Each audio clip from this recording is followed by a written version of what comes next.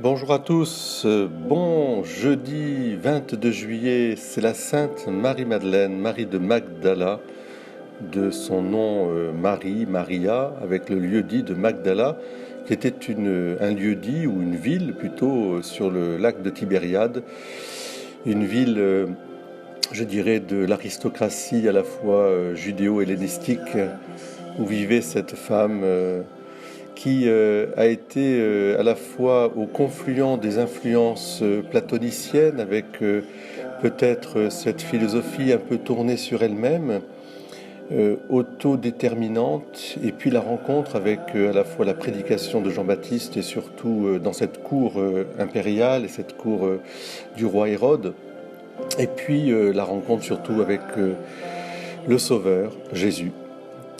Cette femme dont Jésus a dit que ses nombreux péchés étaient pardonnés parce qu'elle avait beaucoup aimé, est le pendant, je dirais, dans la révélation messianique et divine de Jésus, du disciple que Jésus aimait, que la tradition attribue à Jean, Jean le disciple qui reposait sur le cœur de Jésus. Eh bien, son pendant féminin, c'est Marie-Madeleine.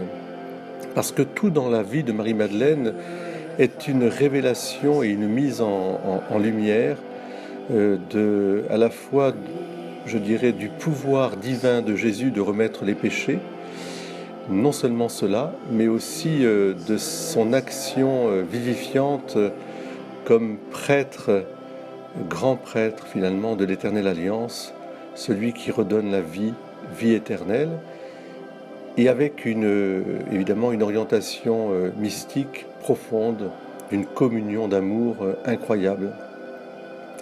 Marie-Madeleine est non seulement la patronne de la vie mystique, parce qu'elle a tellement aimé son Jésus que finalement elle a été l'apôtre de la résurrection, et elle a été l'apôtre des apôtres pour cette résurrection.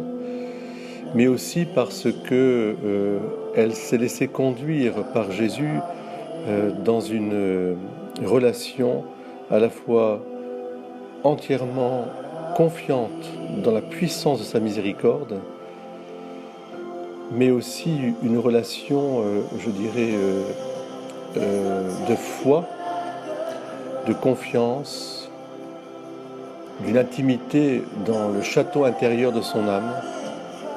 Marie-Madeleine est la patronne aussi, je dirais, du combat spirituel.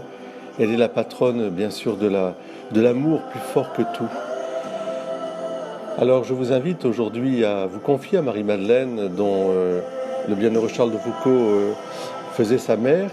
Il l'appelait ma mère Marie-Madeleine, parce que toute la tradition aussi de l'Évangile s'appuie sur ce témoignage extraordinaire de Marie-Madeleine. On peut dire que au pied de la croix, il y a évidemment Marie, qui, elle, est dans une offrande totale et continuelle. Elle intercède pour le monde entier. La Vierge Marie, je dirais, collabore d'une manière unique au mystère d'amour de Dieu sur l'humanité.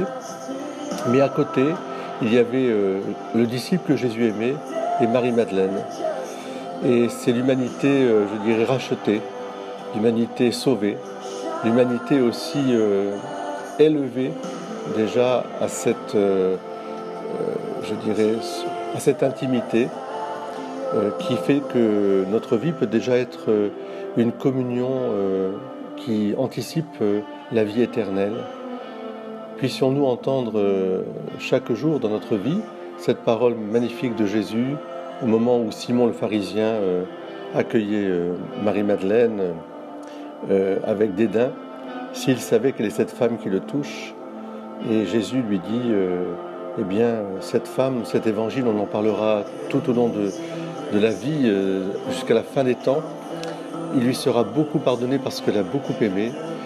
Et cette effusion de parfum qui caractérise évidemment Marie-Madeleine, c'est l'honneur de l'humanité de donner ce parfum de ses bonnes actions, de se repentir à la fois de cet amour, je dirais, fidèle et passionné. C'est ce parfum d'amour que Marie-Madeleine répand et qui est le signe aussi de notre humanité qui va vers son Seigneur. Soyez bénis, un très beau jeudi à vous, une bonne fête à toutes les Madeleines, les Marie-Madeleine, les Maglones, et puis vive Marie-Madeleine, patronne de la Provence.